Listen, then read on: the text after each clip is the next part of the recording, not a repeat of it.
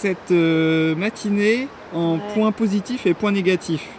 Disons que vous avez été plusieurs à nous demander de montrer les côtés négatifs aussi de ce voyage. Là, ce matin, c'est un moment compliqué, par exemple, parce qu'on devait prendre le bus on est à Skopje, on devait prendre le bus pour Tirana. On avait tout anticipé, on avait repéré la gare routière à l'avance, on avait acheté nos billets en monnaie locale, on nous avait affirmé que c'était bon avec les vélos, aucun souci. On a demandé 15 fois si c'était ok parce qu'on sait que c'est toujours un peu galère.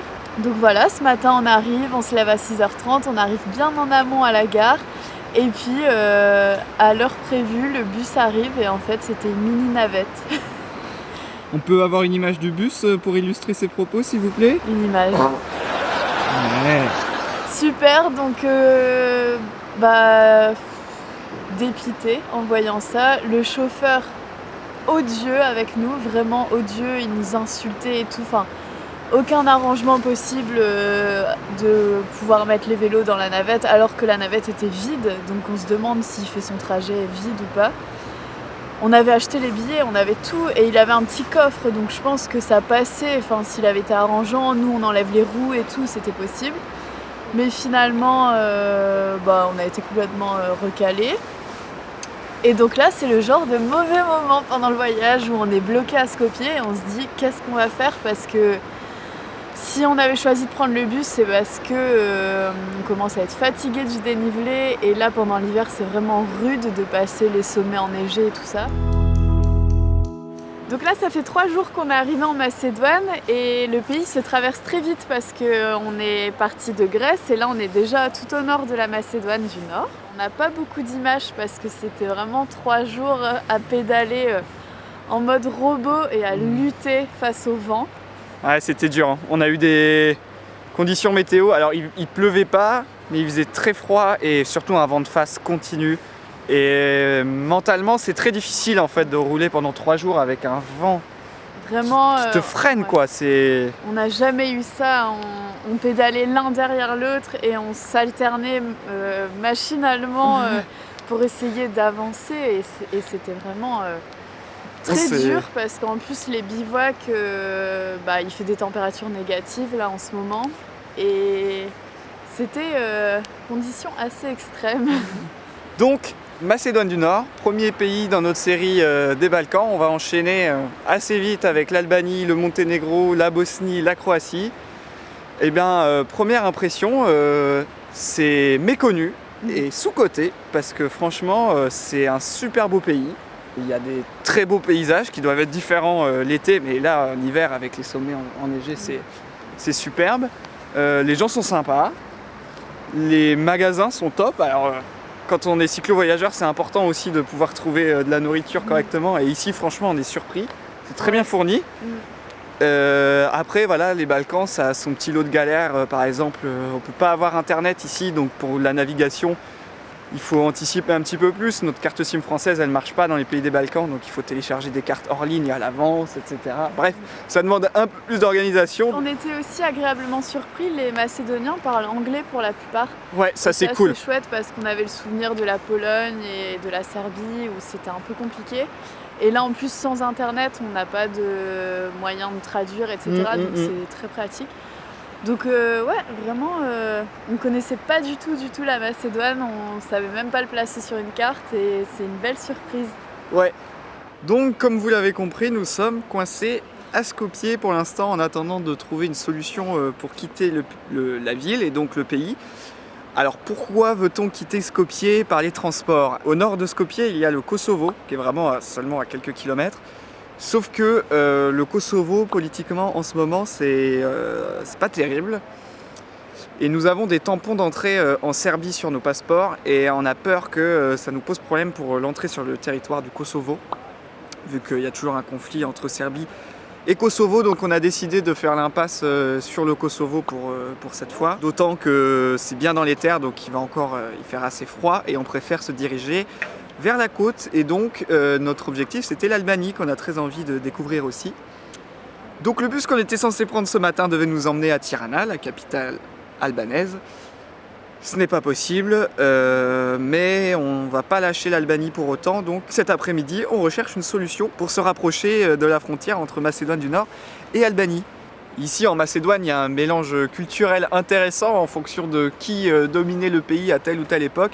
Et donc on a retrouvé les mosquées. Et oui, on entend le muezzin faire l'appel à la prière, ça nous a rappelé la Turquie. Et en même temps, il y a plein d'églises orthodoxes parce que c'est un pays majoritairement orthodoxe, mais l'islam est quand même assez présent. Et en même temps, on a, comme derrière moi, des bâtiments de style plutôt soviétique.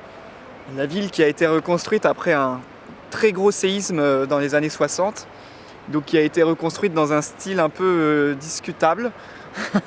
Et il y a des statues partout, des bâtiments en droit, et en même temps, c'est un peu le bazar, quoi. C'est ça aussi qui fait le charme des Balkans, c'est que c'est influencé par plein d'histoires, c'est un peu bordélique, mais c'est aussi assez marrant de voir ça, quoi. Là, en ce qui nous concerne pour l'histoire du bus, c'est pas cool, mais sinon c'est plutôt intéressant.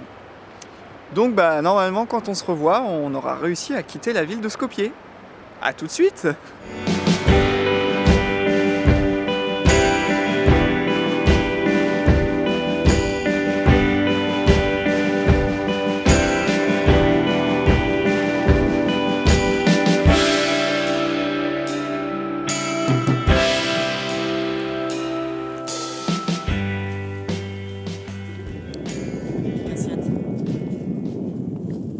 Désolé les gars,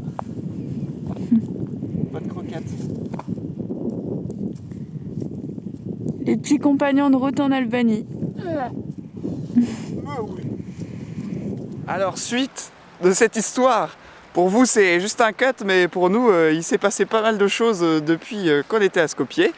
Donc qu'est-ce qui s'est passé? Alors comme prévu, on n'a pas pu passer la frontière directement en bus, et après plusieurs heures d'attente à la gare routière de Skopje, que je ne vous recommande pas d'ailleurs, nous avons réussi à prendre un bus, non pas pour aller en Albanie donc, mais pour aller à Ohrid. Et donc Ohrid, c'était une destination phare dans les Balkans, mais qu'on avait décidé d'éviter à cause de la météo et du froid.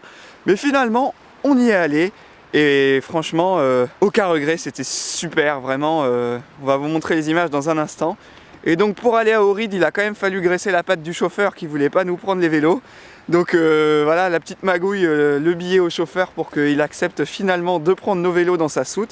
C'était vraiment par flemme, hein. Il y avait la place, mais il avait juste pas envie d'ouvrir sa soute pour nous.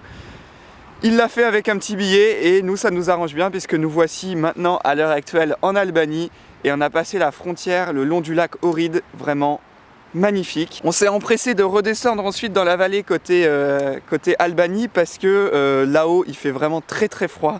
Ça aurait été compliqué de bivouaquer, donc là on s'est trouvé un petit endroit dans la vallée plus bas. C'est plus confortable, il fait 4 degrés à peu près, mais honnêtement c'est doux par rapport à ce qu'il faisait là-haut. Donc tout de suite des petites images du lac Ohrid, et puis ensuite on continue avec l'Albanie.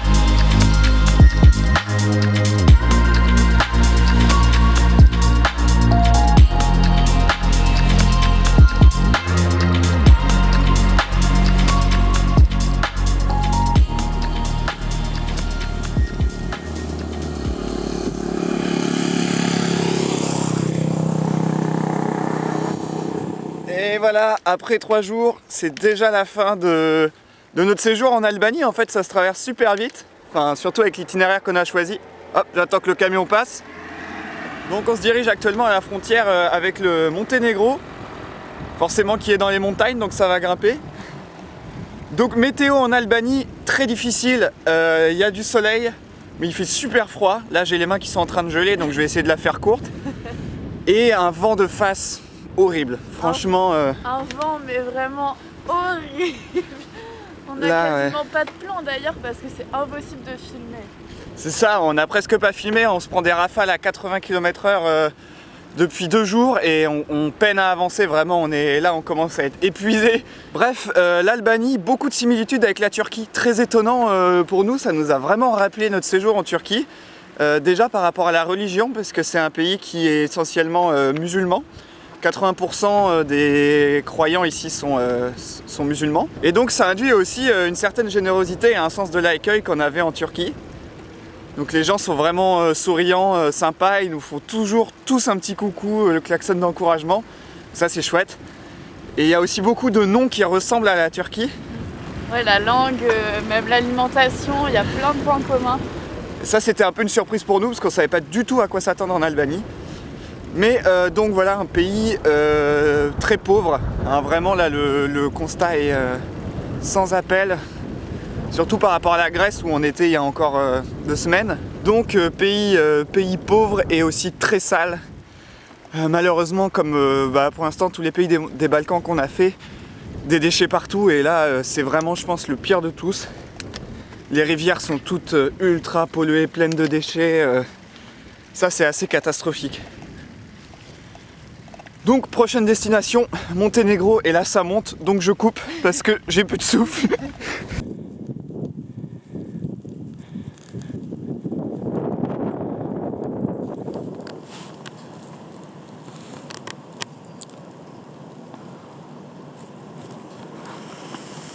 Là-bas c'est l'Albanie. Quelque part ici à la frontière, là on est au Monténégro.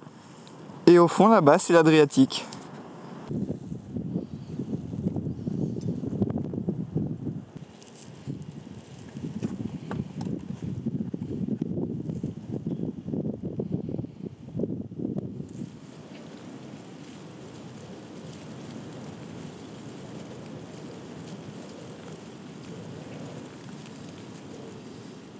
Il fait un peu froid dehors.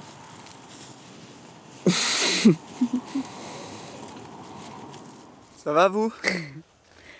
Il nous est arrivé 2 trucs complètement hallucinants en bivouac hier soir. On est déjà au Monténégro, on a passé la frontière hier soir. Juste pour contextualiser, on a passé la frontière un peu à l'arrache parce que il y avait une longue file de voitures.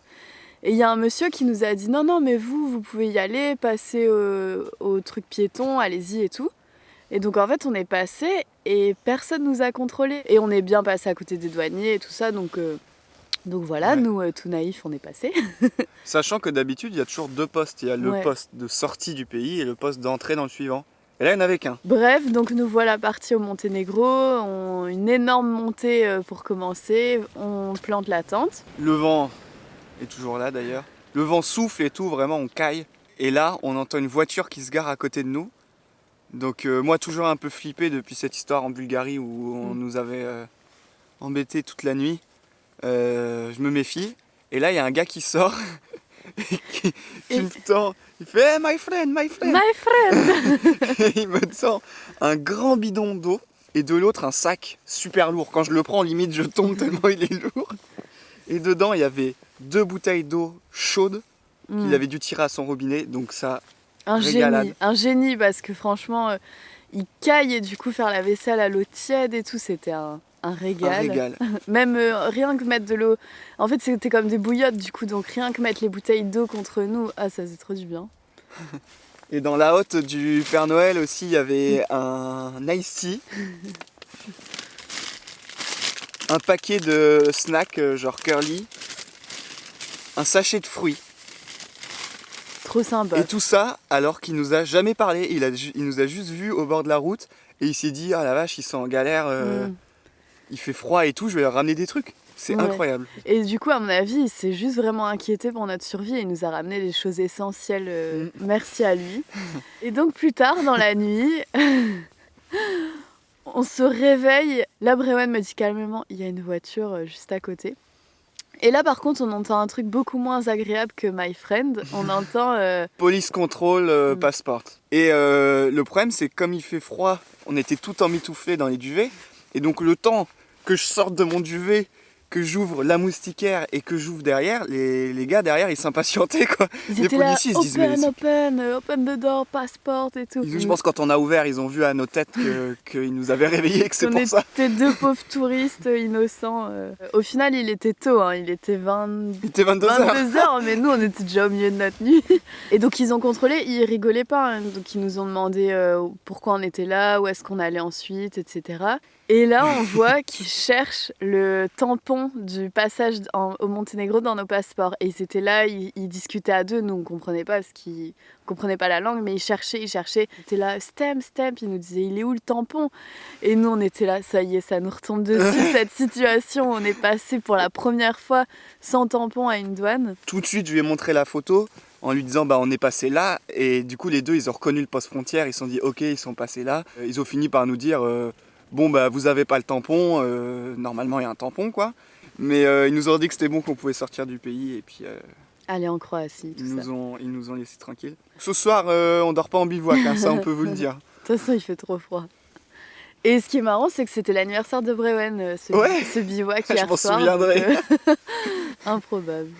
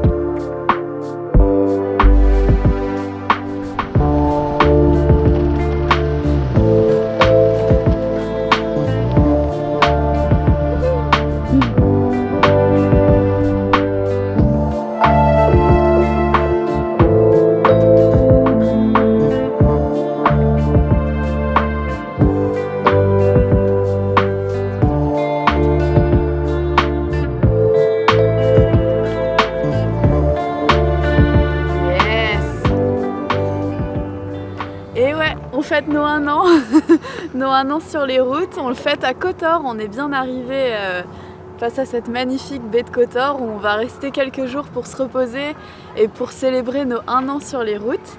Et puis prochaine destination, la Croatie, donc on passe la frontière dans quelques jours.